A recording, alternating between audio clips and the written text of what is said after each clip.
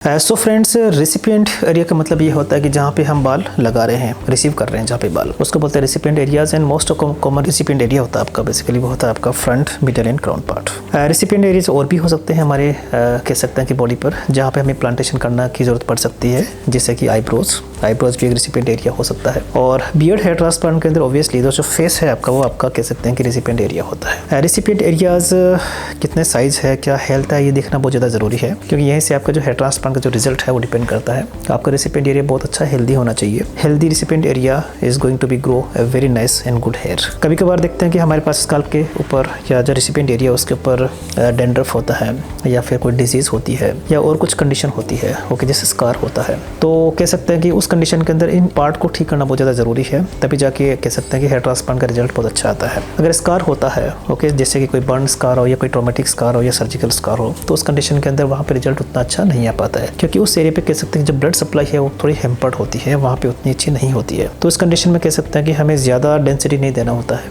Okay, कम density देना होता है, और जो ग्राफ्ट का जो सर्वाइवल होता है वो भी उतना अच्छा नहीं होता है, राइट। तो ये सारी चीज़ें हमें जब रेसिपिएंट एरिया जब एग्जामिन करते हैं तो बहुत ज़्यादा ज़रूरी है। साइज़ भी बहुत ज़्यादा इंपॉर्टेंट है कि हमें प्लांटेशन कितना करना है, कितना डेंसिटी देना है, तो उसके अकॉर्डिंग कह सकते हैं कि हमें वहाँ से हमें डोनर एरिया से हमें ग्राफ्ट निकालने होते हैं।